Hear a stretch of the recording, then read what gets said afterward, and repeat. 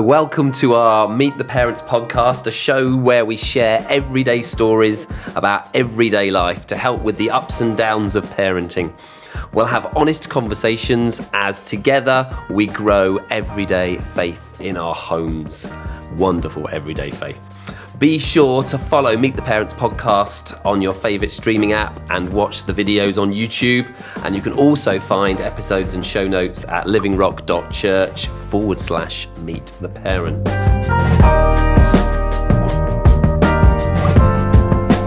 So I'm Alex, and with Lisa, who's not here today, but I have two other wonderful guests. I had a little sigh there. Yeah. We have three children aged 16 to 20, and we know the experiences of parenting are all so different, and we want to hear from other families, other parents, about what they've tried, tested, failed, and succeeded at. Together, we can learn how God wants us to grow a family that loves Him and honours Him. Very good. This podcast is a place where we can explore that wonderful variety. And I'm just going to pile on in and introduce my two wonderful guests. This has been eagerly anticipated. We've been juggling a few dates, haven't we, to do it? We got here in the end, and it's just wonderful to have David and Will. David gives apostolic oversight to Living Rock Church and other churches internationally, and Will is part of the leadership team and here at Living Rock Church and as an elder. And first question, just pile right in. If you could just tell us a little bit about your families, and also our favourite question is, if you had a parenting superpower, what would that be? Thank you, Alex. Well, my name's David. As you say, I've been married to Deborah for 35 years, and God blessed us with three boys. Amen. Benjamin, who's now 32. Yes. William, my son, who is 30, and James, my third son, who's 26. So we had a very male majority household for many years, and much to Deborah's delight, each of our sons met and married lovely girls, and so we now have three daughters-in-law, and we have three grandchildren. Hope, the daughter of Benj and Kim, Ted and Elijah, sons of William, and one on the way. And yes, that's us. So we're very blessed. Wonderful. Yeah. Fantastic. Parenting superpower? Oh, yes. Parenting superpower. Do that, My parenting superpower would be unlimited memory, because I would love to just remember all the good stuff from all the years of parenting. So unlimited memory. Fantastic. One thing I just love about this podcast is we get to ask great questions. That's a good question. So you've already, because there's a bit of an overlap here. Yeah, totally unplanned. Totally unplanned. Oh, yes. No, I was thinking with families. Oh, yes. Oh, that was planned. That was, when you said that. Yeah. We were in control of that one. Keep going. So, Will, William, and I'm married to Rosanna. And we have Ted, who's 6, Elijah, who's 4, and a baby of some description arriving very soon. Exciting. Rosanna is pretty much there, so any day. Could be whilst we're recording this podcast, Alex, so we'll just keep the phone nearby. So make it snappy. Okay, so let's hope we don't get a phone call halfway through. If we have 3 calls and it just cuts, then you know why. Yeah, you'll know why. My parenting superpower, this is where the unintentional overlap was, because I also said a super memory. Just I think I don't have a very good memory to start with. Okay. I'm also not really one to take lots of photos. So the ability to recall those moments which go by so quick, particularly in the early years, the milestones, the things that you don't want to forget. Yes. I would love to be able just to instantly recall and remember those things. So that would be my parenting superpower. Fantastic. Yeah. And what I've just neglected to do is talk about the topic of what we're going to talk about. Oh, yeah. It's a slightly male-orientated table. What are we here for? We're going to talk about being a dad. Okay. Which is fantastic. Is that what you... That's what I anticipated. Very good. Yeah. So I was just reflecting, and the reason I just went back to that also is you talk about milestones and having we've done GCSEs and A-levels results, but those milestones, not just getting the results, but just seeing them move on, the children moving on to the next stage, and just being so proud that how they handle it, their characters. Yeah. But we'll have more of that all coming as we ask some good questions. So second obligatory question before we talk more specifically about being a dad is funny stories, or maybe slight regret. Something that just proves that we're all human. We all have those fun things. So what little tales have you got to tell? I found this quite a difficult question. Not because there aren't any funny stories, but too many to choose from. But I'd forgotten some of them, which is hence the need for the superpower. But one of my embarrassing regrets, actually, I have to be honest, was trying to persuade one of my 3 sons to take as an A-level a subject that I really loved. Okay. And I kind of had this idea that this son was a bit of a mini-me.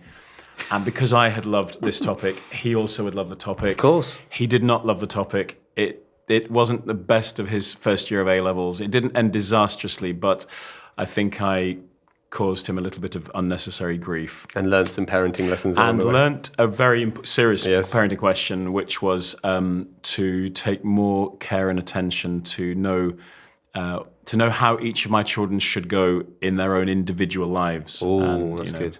Train a child in the way he should go. That's good. And he shouldn't have gone in the way that I thought that he should you have. went. Yeah. Fantastic. Yeah. Good. That's great, isn't it? You can tell there's going to be some good stuff today. So yeah, my answer's nowhere near as deep as that. No, that's fine. It's different levels. Different people watching. Absolutely, yeah. Affects me in different ways.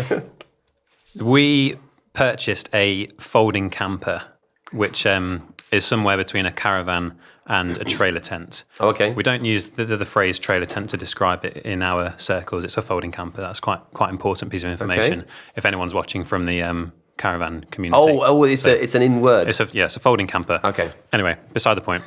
We took said camper on our folding camper on our first proper trip. Yes. And we were kind of told it's a steep learning curve with this sort of thing. So we were ready for some challenges. But when we arrived and pitched up on a hard ground pitch, we had a very windy night. And so the awning's all set up and the camper's all set up and it's very loud inside as we're trying to sleep. And you can sort of hear things rocking and making a lot of noise.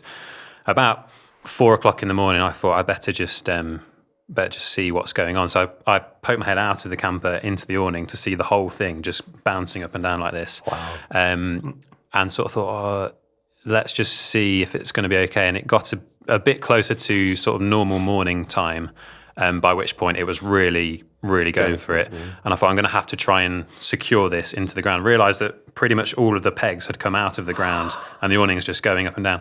So whilst I'm there trying to bang the peg back into the awning about 5:30 in the morning, it's lashing it down with rain, very, very windy. The whole awning just lifts up and goes on the other side of the camper, rips a big hole in the material. I never knew that. And all of our stuff that was set up inside the awning is now blowing all over the campsite. So Rosanna and the boys had to, it's kind of funny and kind of devastating at the same time. Rosanna and the boys had to run and hide in the car whilst I basically ran around, not massively dressed, at the campsite, picking up all of our things which had blown everywhere. So that was the steep learning curve. Wow. Learned that gaffer tape would become very useful straight after that. Oh, so you managed to taped up the hole as a temporary measure. Fixed and carried on. You didn't pack up and go home? Packed the awning away and genuinely thought about just going home. But we had about a week ahead of us still. So we thought, well, we'll see if we can carry on. And we went for a little train ride that day, and that seemed to solve. So everyone was happy after that. Always a good. Fantastic. The sun came out, the train was going, and everyone was all right after that. And that didn't affect you because you've done all sorts of trips after that, but you just went slightly more. You learn those things like pegging the awning into the ground effectively with big pegs is important, and other things like that. Yeah. Wow. So we were all right after that. Fantastic. Yeah. Funny in hindsight, not so much at the time. But things you learn from. Yeah, absolutely. Very good. Fantastic. So now, big question. Yeah. You could write a book on this, and there people have written books on this. But what would you say of some of the key things that are important in the role of the father in the family? So big question, isn't it? Diving in at the deep end here, Alex. Yeah, we've gone straight in. Hit you with a big one. Yeah, it's a big one. At the beginning. What would you say? You did give us these questions in advance. I've thought about 3 things that I think are really important key aspects of the father's role. The first is love. Three words: love. Just ensuring your children know that they're loved and accepted and can express themselves without fear of being criticized by you, laughed at by you, to know that you love them unconditionally, and that will never change. I think it's not always easy for everybody to express these things, but I think if you can do that, you're laying some really great foundations. I think just that is massive, isn't massive. it? Just that is massive. So if you missed that, rewind it, listen to it again. But that is just so just that people know, and it's never going to change. That's brilliant.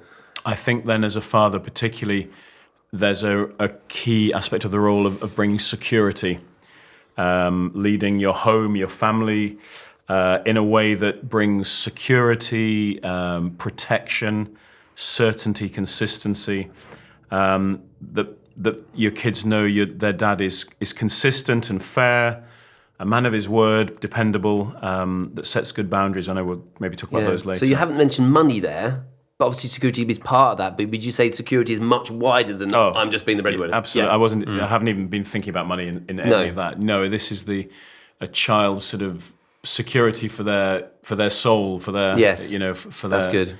And then the third thing I think is presence.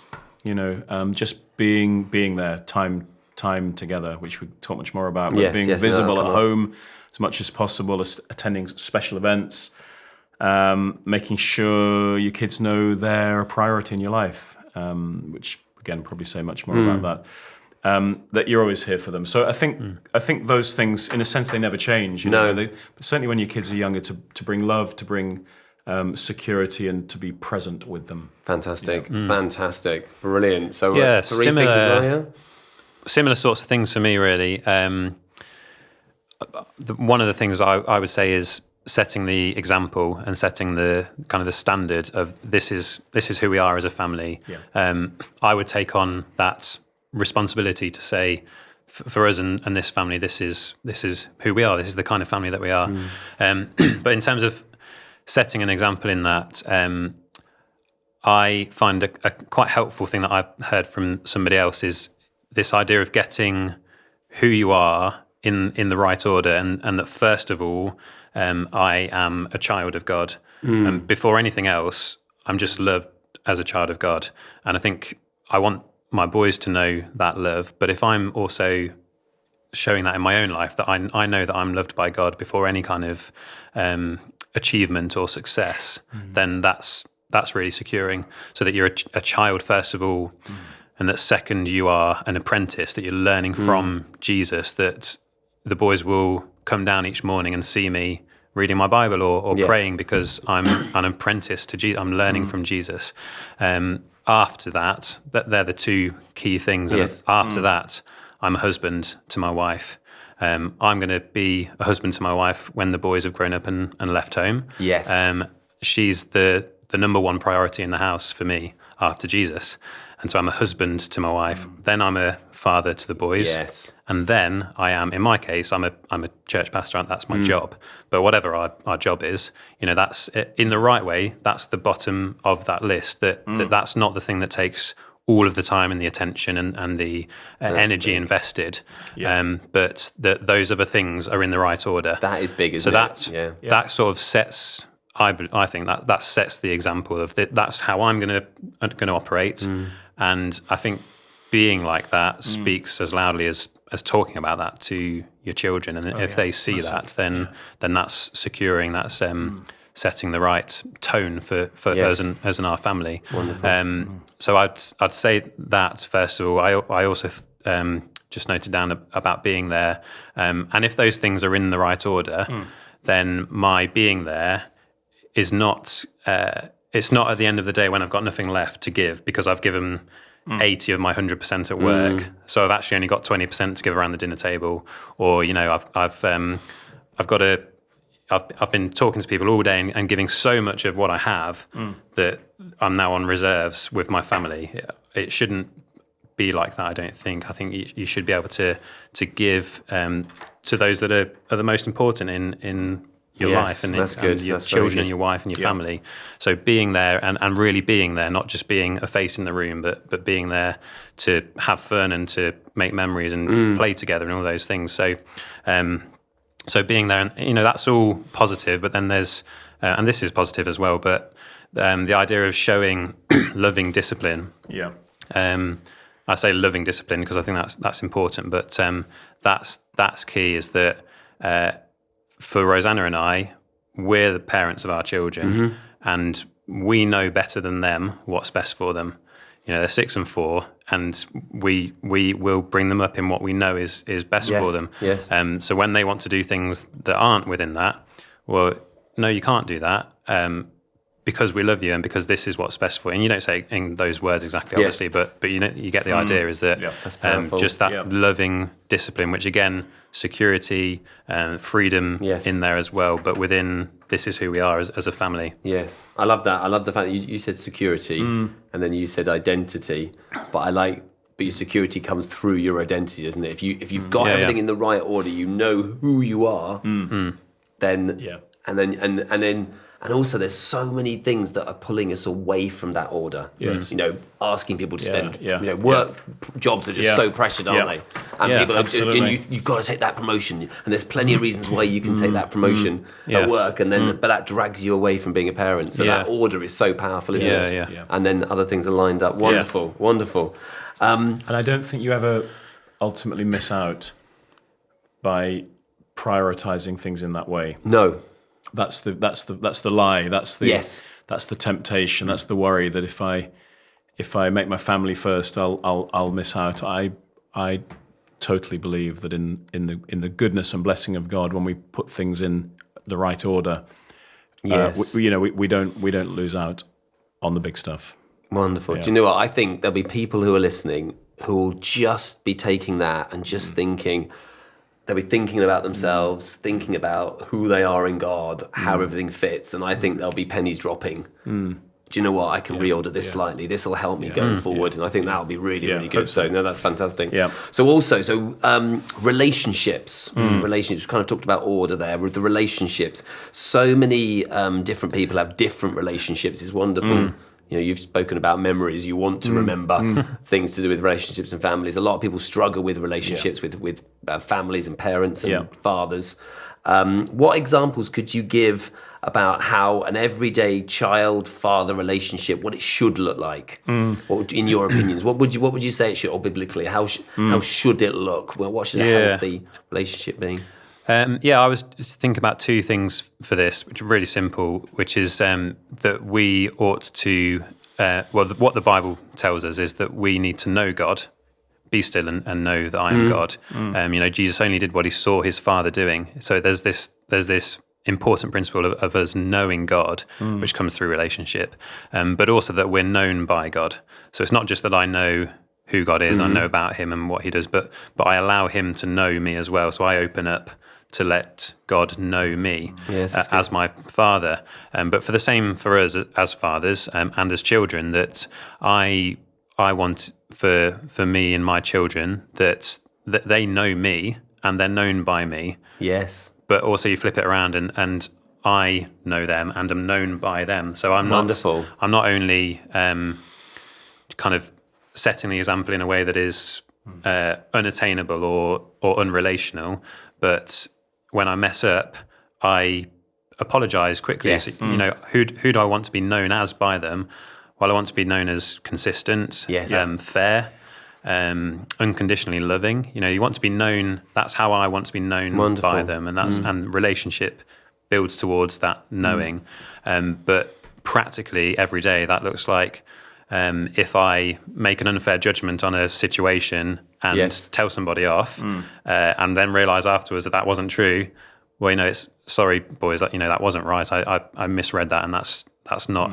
Again, not in these words, but that's not how I want you to know me. I am fair, and I want to be consistent. So, it's keeping short accounts of those things, and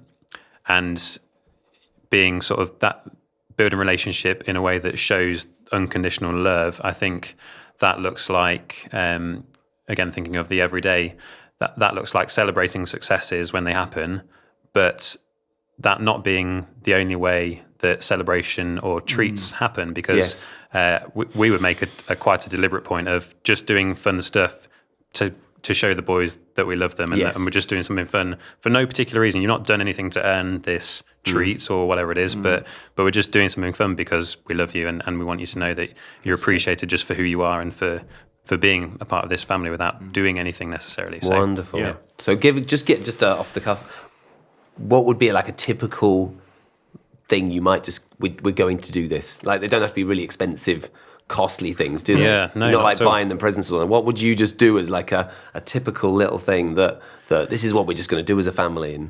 And we like to make the most. I think Rosanna might have actually said this in her when she was on she the may podcast. have done. I don't know. We like to make the most of rugby services. Rugby services. Yeah, so there's a service station just off the M6 at Rugby. Oh, okay, yeah. Which has a soft play. Oh, and you can park for 3 hours for free, and you can use a soft play, and you can sit there and enjoy whatever whilst the boys. Don't buy your petrol there. No. So that will cost you 20-30 minute drive from here, isn't it? Yeah, so we'll take the boys to soft play after school one day or something, and they'll tear around, and we'll sit down, and everyone's happy. What? That's brilliant. I didn't know that. I don't think she did mention that, actually. Okay. Fantastic. Well, there you go. Brilliant. And David, what would you say relationship-wise? Well, I thought about some factors that I think are part of this, really good father-child relationship. I'm thinking father-son, but I'm trying to widen my perspectives. I'm going to go back to having time together. And I think for us, as I know many families do, we regularly ate together. We tried to eat together at 6 o'clock every night. Yes, I always remember 6 o'clock. 6 o'clock every night. We'd always have a family meal. And I remember you said that whenever the teenagers, when you were teenagers and you were out and about all over the place, they always knew. I remember this from years ago. They always knew 6 o'clock. That was the end of playing out time. Playing out time. Yeah, come home and at back 6. and family, and you'd look forward to that. And I think for us, we were gathered around the table. We'd all done our different stuff in the daytime, whatever age they were. They'd been at school. They'd been in the the turmoil of school, the friendship stuff that goes on at school, or they'd been out to play with their mates. But at 6 o'clock, we're all together again, and there's just a 45 minutes to an hour around the table, being together as a family. At the heart of everything for me. Wonderful. I think that we talk together. Father-child relationship must involve really good communication. Yes. I think, particularly for dads, that means becoming a good listener. So that's overlapping with the sort of being known by and knowing, isn't it? Yeah, just listening carefully as your kids share their hopes, their dreams, their disappointments, their upsets, their romantic ups and downs, whatever it is that dad is able to listen. That'd be another whole podcast. And give advice where he can and steer them into what's best. And then a third thing I think is a hallmark of a really healthy relationship is where a dad speaks well of his kids. Yes. And I always tried to speak to others about them, especially when they were listening, so that they knew how amazing I thought they were. This is William, and he's he's brilliant in most things. A few faults, but just to speak well about my kids, never to criticize them or never to do it, but for kids to hear their parents complaining about them, I think can be devastating. And that's got to be intentional, because if you know them so well, and it's so easy to focus on the criticisms because you know those so inside out, isn't it? But it's being honouring, isn't it? Family. It's honouring one another as family, respecting one another, and doing that when they're little kids as well as when they're teens and left home. And I suppose if you're doing that as well, then you're encouraging the siblings to do that with each other as well. Because sometimes we can have sibling squabbles, can't we, as well? I remember sort of competing, but with my brother a little bit, when I was little. We don't now, but yes, that's just powerful, isn't it? Modelling that, and then you've repeated as well. Fantastic. You're modelling everything. Yes. As a father, you're modelling everything you want them to grow up into. Fantastic. So I think we touched on this a little bit, which was times together, especially with the trips to rugby services. Awesome. But how would you say of being intentional? You said the 6 o'clock dinner time, so that's a daily intentional time together.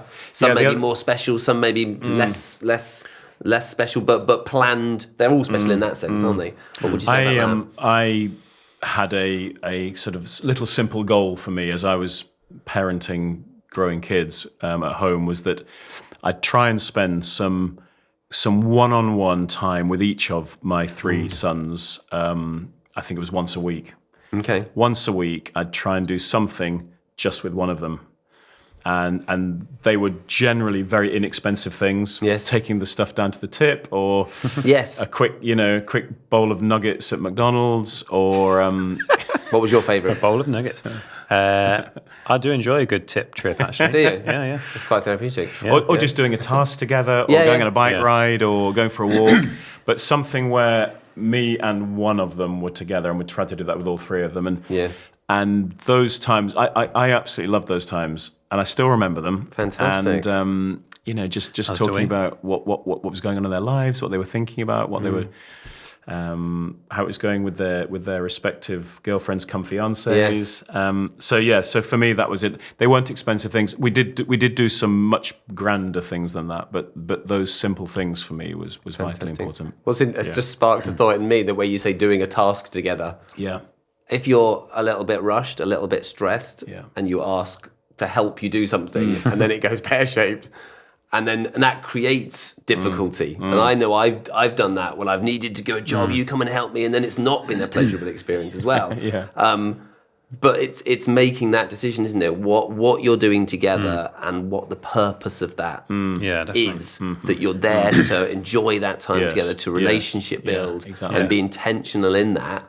And then it's a successful time, isn't it? Yeah, absolutely. So I can, I'm thinking, I'm sure other people have tried to have that time together, and it's not gone well. And you're demonstrating, but it's keep going, isn't it? You make those times where you're demonstrating that I value your company.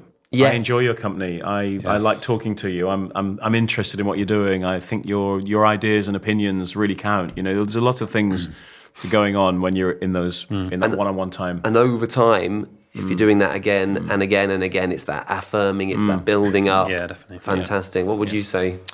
Couple of recent examples for me. So we were in Cardiff over the weekend at a conference, at which I had some serving to do. So I was fairly busy, but where we were staying was right near Cardiff train station. Okay. And Ted, who is really into trains at the minute, really wanted to go and see the train station. So after one of the evening meetings, I said to her, right, we'll go see the train station. So we walked from where we're staying just down the road, literally 2-minute walk. And when we got there, we realised it was the kind that you could only get into if you had a ticket. Oh, no. So I said to the guy at the gates, my son's really into trains. Do you think we could possibly somehow get in and just have a look at some trains, basically? Fantastic. He was like, okay. And he said, let me have a chat with somebody. And cut long story short, they let us in. Fantastic. And we went up on a few of the platforms, watched some trains arriving and leaving. Perfect. And then Ted says to me something like, Cardiff Station isn't a terminus, is it? So where does the line go to? I said, I don't know, Ted, but we'll have to... And it's only 4? 6. 6, sorry. I said, we'll have to ask somebody. So we went and found somebody and asked about that, and he was very interested in hearing the reply from this person. Wow. Took him, we were there, it was 15 minutes that we were there, but I really appreciated that time in the middle of a fairly busy weekend with lots of other things to think about. Just getting some simple time, doing something that Ted enjoyed was really valuable. And that's what he's really interested in at the moment. Elijah's really into music and rhythm, and he loves bobbing along to a beat. So something really simple. Recently, I needed to get some food from Aldi.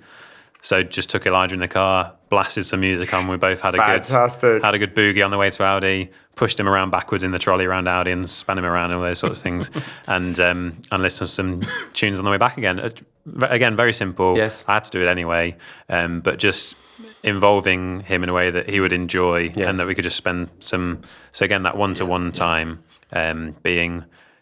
involving it in what's happening anyway, but just making it a bit more special or and, deliberate. And you didn't take him to the shop promising to get him treats. No. You just took him with you to get what you were getting anyway. Well, so sort of looping back around a bit, I took Elijah and said, I need your help with the shopping. Could you come and help me? Because they will love to help with any jobs. So like you're saying about it could go disastrously wrong, but I'll quite often say, we need to do this. Could you? And whatever. It's just a very simple thing which can't go too far wrong, but it's just like carrying something to where we're going to do it.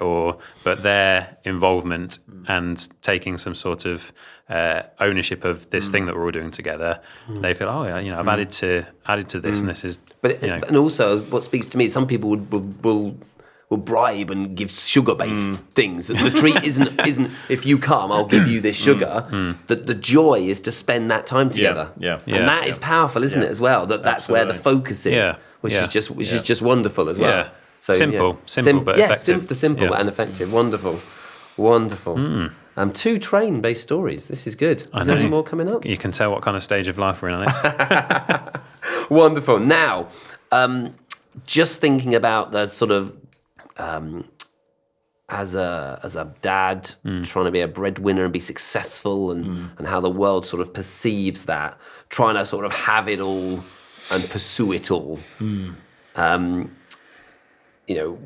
we after that amazing job, that house, those treats, those holidays? And it's interesting, from what we've already said, it's not about those things. It's about family, it's about being together, it's about who you are. The relationships are the key things in life. That's what they'll remember. That's what we'll remember. But so often we can get sidetracked by all those things, can't we? And I can remember just the pressures of being in teaching, thinking, I should be a deputy head or a head teacher, I should have that. And actually, is that what I really wanted, or was I doing it because that was what was expected, or the perception of success? Now, some people are born to be those. You can be very successful in your jobs and roles, but life can get very intense, can't it? There's a lot of juggling going on, lots of balancing and prioritising and things like that. Well, how would you? Any comments you'd like to say on that? Is there any times when the balance got a bit off and you had to readdress, or decisions you made that were key going forward with that? Yeah, I think I used to have a job, a career that was very intense at times, with sometimes some all-night working, literally all-night working. And I think God wants us to succeed. Yes. I think there's absolutely nothing wrong with being incredibly successful in your job, in your career. I think as much of that as possible is great. However, for me, it's about priorities, and things might be intense for a season, but if it becomes the norm, then I think that becomes potentially quite dangerous. But I read a book when I was a young dad called The 60-Minute Father, by Rob Parsons. Or the 60-Second Father? 60-Minute or 60-Second There's 2. I think there's 2. Oh. Yeah, okay. Well, I think it was the 60-Minute Father. Okay. It had a 60-second section in it. But the book as a whole was called The 60-Minute Father by Rob Parsons. Highly recommended. It had a profound impact on me. Okay. I was in my job. I was working long hours, and the whole sort of emphasis of this book was part of the big emphasis was about prioritizing. And I don't know whether he said this or I just thought it as I read it, but I realized how many days I'd likely got my kids at home with me.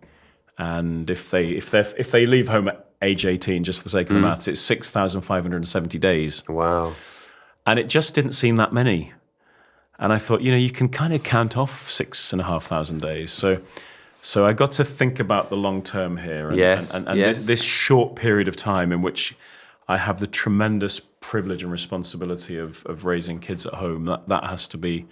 I don't want to regret any of them. Yes, and that doesn't mean you're home at 4:00 every day to play on the floor with your kids, but I think it does mean that you have some healthy balance in all of that. That sounds good. William talked about the order of seeing who I am, my identity, but I think that was really important for me.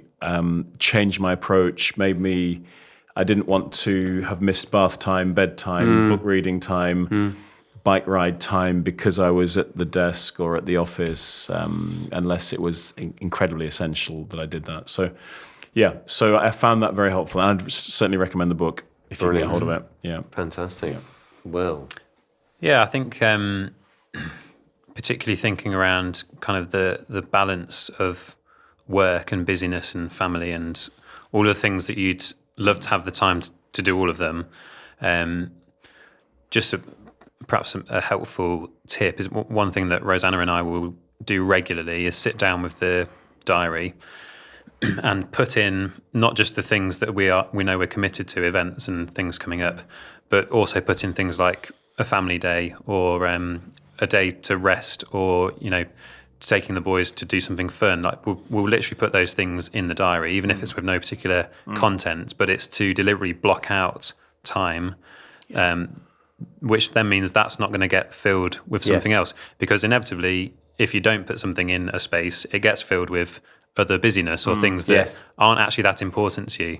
So I think if you sit down with the diary and think, what's actually really important for us in this next 2 months, and reassess as you go through. But in this next season, what's important to us, and it probably is things like getting time with children, having a date night.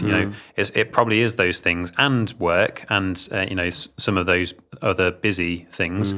But if you're able as much as possible to put in the diary the things which are important to you, then you know that you're going to be able to do those things, because you're not going to have time taken when it's already in there, sort of thing. So I think doing that, and then just a bit like what I said with taking Elijah to Audi, but the things that you're going to do, trying to be intentional about those things. So every day we'll have breakfast, every day we'll have dinner, every day the boys and us brush our teeth. There's things that happen every day, and there's things like one of us will drive the boys to school. So can we use some of those everyday things in an intentional way? Yes. For example, when we drive the boys to school, we will always pray on the way to school. Wonderful. And just simple, dear Lord Jesus, we pray that it's a good day at school today, even if it's just that. But there's just these little routines and rhythms that you're building in to help with that balance of, even if things are really full, there's still things that are going to happen every day that are good and healthy to put in there. But then also with the bigger picture of, can we block in some time for family or for whatever it might be. But I think that can help with the balance. Inevitably there's really busy seasons and there's really quiet seasons, but having, I think, something that you can almost default to as a bit of a plan of action is one of the points. I'm just remembering more about this book now. One of the big points he makes is you can spend those earlier years where you're building your career, sacrificing the family because if you could just make it, or just get to the next level, or just get that promotion, or just get that salary raise, then you can slow down. Then you can give yourself to the kids. We'll spend the first 10 years career focused, the next 5, and his point is, and he has a whole page to say this: the slower day is never coming. Yeah.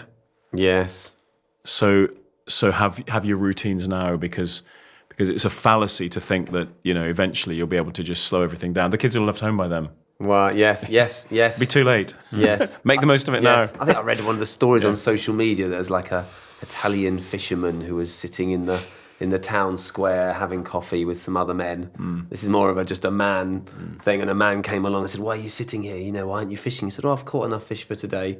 And he's like, "But I could invest in your company, and then you could have more people and they go on like this, beefing up what he could do and how he could work, and then the man could then the fisherman said, but why would I do that? And he said, because then you can retire and you can sit and you can drink and you can, you can host. And he goes, I'm doing it already. And it's making those decisions, isn't it?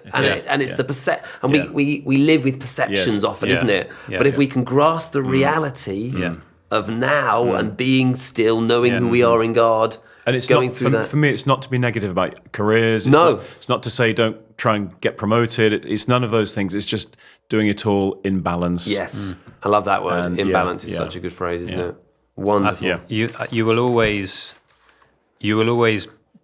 build towards the person that you. What's the way to say it? What the things that you do will form who you become.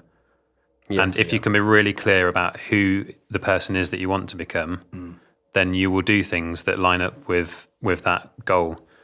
But if it's always the next this, the next that, the bigger this, whatever, then that's going to lead down a certain route. So it's having an honest conversation and coming back to that regularly to say, in this time, who am I trying to become? What's important for this time now? I think. Fantastic. Brilliant. Now I'm going down memory lane a little bit. Oh gosh. Because this was like over 25. How old are you? 30. So this is that 25 years ago. I babysat you. Brave when man. David went away, I think you'd been given a weekend away by busy pastor and somebody giving you a weekend to go away. I remember. And but as I left, and I didn't know what I was doing. I was like a young man, single. I didn't, we trusted you, Alex. I know you did. Yeah, I know you did. But as you left. Yeah. And you'd left me your 3 boys. Deborah used these words, rule them. She said, rule them, as in, but it was talking about authority. It was talking about a biblical authority.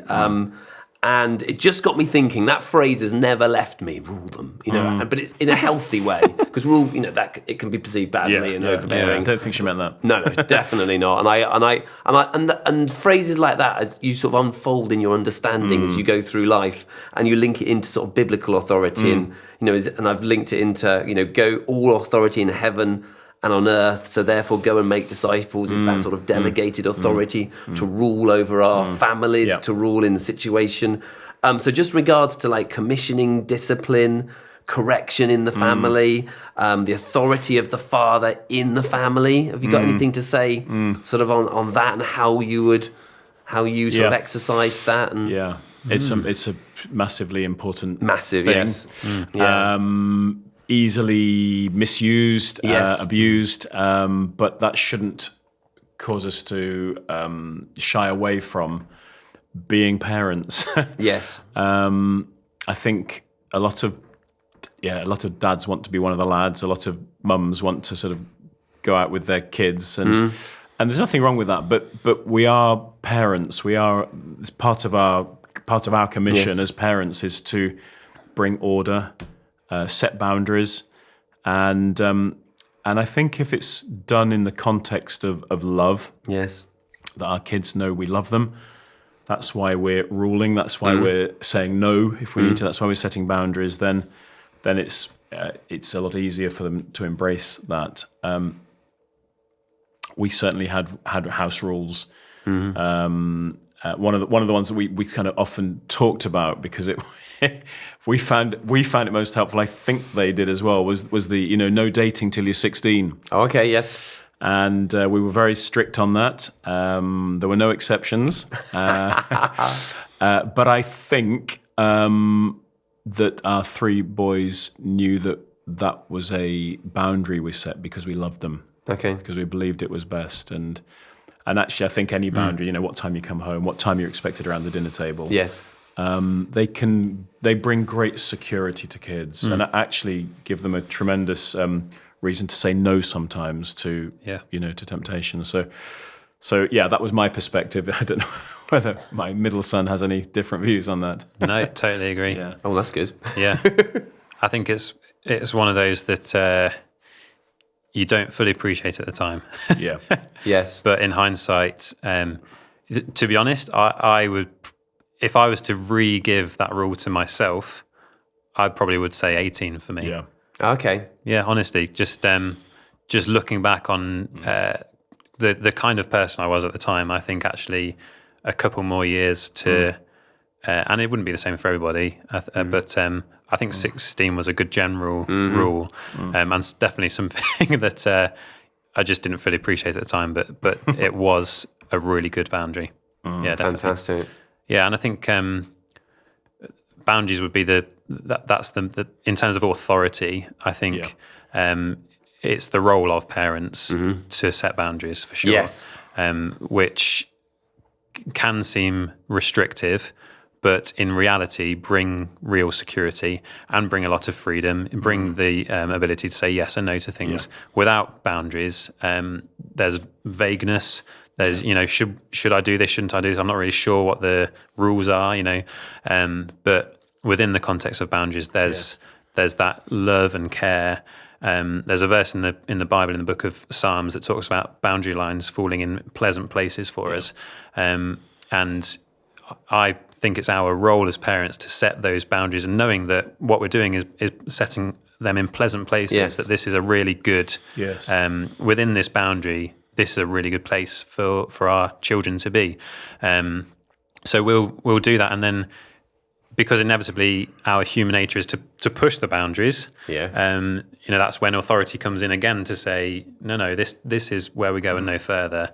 And I think we just have to be a bit careful there, not to overpromise on what consequences, good or bad, might be for things around boundaries. Because if one of our children doesn't do what they know they should, and we're just like, well, no dinner for a week, that's totally unreasonable, and not something you're going to live up to. And it's a silly example, but with a voice of authority, that comes into question if you don't live up to what you said you're going to do. I pushed the boundaries, but Dad said, what's this, and it didn't happen, so I'm just going to do it again.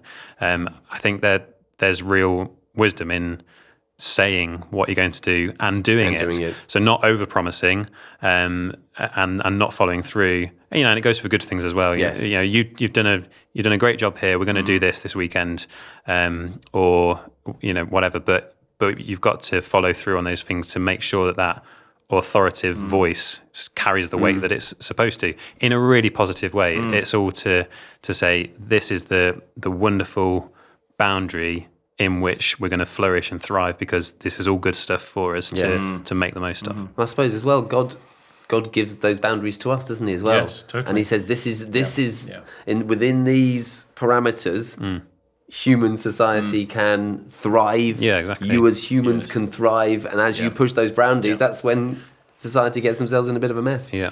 One of my greatest theological discoveries. Okay. The last few years has Is this going to be big or something? It's not that big. Is what the word submit that's used in the New Testament means. The word, basically, we talk about submission as if it's a negative thing, as if it's an oppressive thing. But to submit to authority, the word submit means to come under God's arrangement.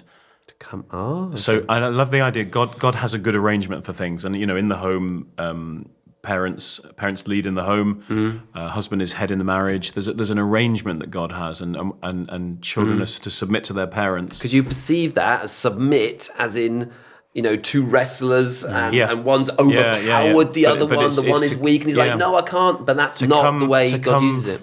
To come voluntarily under loving leadership. Very different, isn't it? That's powerful. And that's how that's the best for us to come into God's arrangement. Fantastic. And you just touched on this a little bit with one of your answers, was parents and one giving, agreeing with, and twisting that, focusing on how parents sort of agree with each other and work together sort of in unity. Some children can play parents off against each other. Mum might say this, dad might say this, or a dad that doesn't quite take responsibility and we'll just go and ask your mum. And one thing I was thinking on this was, when you said about having those special moments, sometimes the woman might drive that in a family. She might be the more creative one, and the husband might just do the work, come home, but actually creating those things. So taking responsibility as a father, but also being united with with your wife, making decisions, being in agreement on how you discipline your children, not being different. Anything you could say on that? Just, do you guys sit down and did you talk about how you were going to set boundaries and discipline and agree, or where did you? Yes, I mean, I think what you say is absolutely right, and I do. Deborah and I, we agreed together what the boundaries would be. We agreed together that we would both we wouldn't waver on those things. They would, that we would speak with one voice. We'd give, because that brings security and clarity, and I think in what you described in the question there, where a husband and a father is sort of abdicating that role and leaving it all for his wife, the mother, to you can't play good cop bad cop. No, with your kids, you have to. There has to be consistency, which expresses love to them, and I think dads should step up and protect their wives by being clear in their leadership in the home. Yeah. So what would you say the dangers are? Just a little extra question. What would you say the dangers are if say one person is a bit more lenient than the other and you aren't quite joined up? What do you think the dangers of that would be?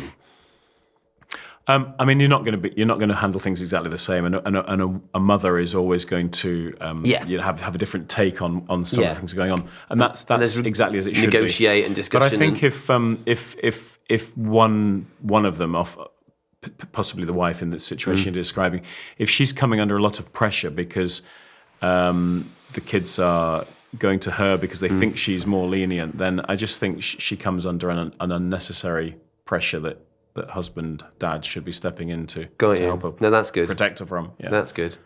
That's good. I think there can be the temptation to give an easy answer to questions that's going to cause us the least hassle.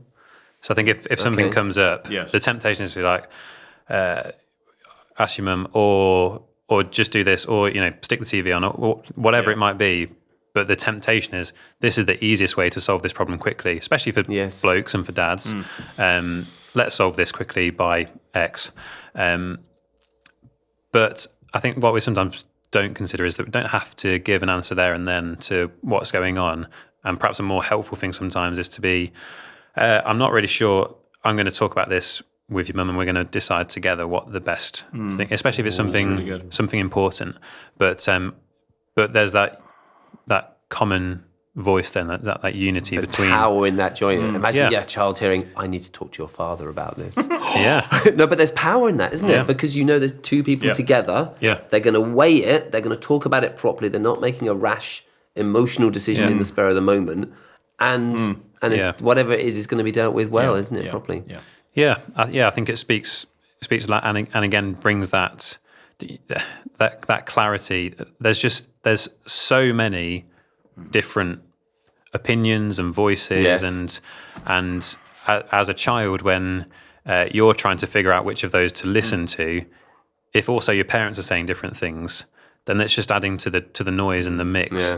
But if you know that you've got the same advice, the same guidance, the same love spoken out to you by both of your parents, then there's a real there's a real sense of security. There's a real sense of love and of home in that common voice.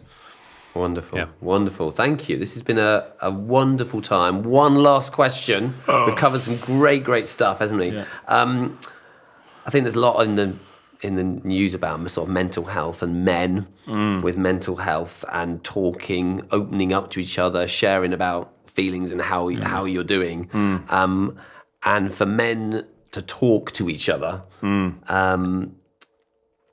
and just open up about difficulties or things that they may be having. We should be talking to each other, shouldn't we? Yeah, definitely. And what sort of advice would you give to men on that? Because some of us aren't used to being vulnerable. We aren't used to owning up to a defeats or weaknesses. What would you say there, just to finish off, to get us talking? If after listening to this podcast we're like, oh, I'm a rubbish dad. We'll put your number on the screen at the end, Alex. Don't call me. But where would you say there? Just about sharing fears, hopes. I think something like this is a great Kickstarter, isn't it, for conversation? And I don't know whether blokes are getting better at this because there is more talk about the need to be open about how we're coping with things, how we're feeling about things, but certainly dads to get together and talk about how it's going, it's got to be really healthy. But if I could just flick it slightly, the person who helped me most in my fathering was Deborah. Yes. And I always remember hearing somebody once describe the basic difference between men and women is that men want to succeed, women want to be cherished, and we might dispute some of this. But so for a man, the worst thing happened to a man is to kind of feel he's failed. Yes. And the worst of the worst is to think he's failed in his wife's eyes. Yes. And I think there's a lot of truth in that. And so I would say I didn't always find it easy to admit that I was finding some things hard. Yes.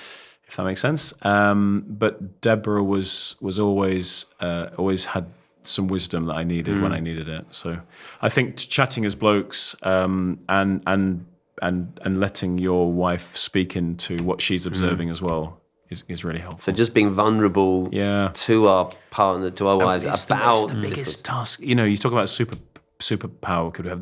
Being a dad is it's just like it's a superhero job. You know? Yes, yeah. And we've only got 6,570 days with them. So make the most of it. And if you need some help, ask. And I mean, in a church context, you've got people you can talk to as well, and we're always really open to do that. Yeah, that's something that we're looking to do more of as well, just to support people. So do come and speak to somebody.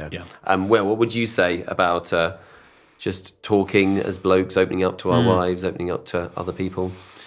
It can be very easy to bottle it up and to get on with it until it gets better, because that's, I think, again, that's the nature of wanting to succeed and do a good job.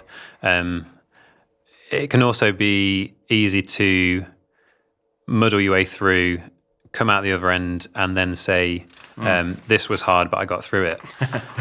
Both of those things are easy to do, but I think the best thing to do is to say, right now, this is hard.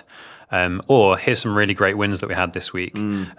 But for it to very much be an ongoing conversation with other dads, with spouses, just with those that you know are going to listen well, offer good advice, or are going through similar things, but just that it's not a closed off, I've got to power through this and get out the other side and be okay, and then maybe talk about it after that. I just think talking as we go is a better way, And for me, I think revisiting regularly just the question of, have I got things in the right order? Could I honestly say that, first of all, I'm a child, then I'm an apprentice of Jesus, then I'm a husband to my wife, then I'm a father to my children, and then I'm doing my job? Are things the right way around? Are they in some other order? And just regularly revisiting the practical things that we're doing each day to make that true, and talking about that with others as well is going to really help for ideas of other things people are doing, or just how people need a bit of a pick me up or whatever it might be. But just keeping the conversation open and regular, and not struggling through it by yourself. Fantastic. And as you were saying that, I was just thinking about that order, just laying that out before God, isn't it, as well, and laying that out before the Holy Spirit, and let the Holy Spirit point. Bring adjustment. And I suppose if we ask those big questions to God, and we put on our listening ears and be prepared to do with what he says, he'll be our counsellor, he'll be our guide in it all as well, and point us in the relationships that we need to get support or whatever, which is just wonderful, isn't it? So, and in terms of who we talk to, it's always number one. Our amazing Heavenly Father. Yeah, fantastic. So that's been wonderful. We've covered so much ground. Yeah. It's been absolutely brilliant. And thank you so much. Thanks for having us. It's been great. And just talking to everybody here, We have covered all sorts of different areas, so please do feedback to us on things that have touched you. We want to know where we're helping you, how we're helping you, and then how we can take these podcasts forward, different areas to cover. So please do contact us, feedback, and that will be wonderful. So thank you for listening, and we'll see you next time. Thank you.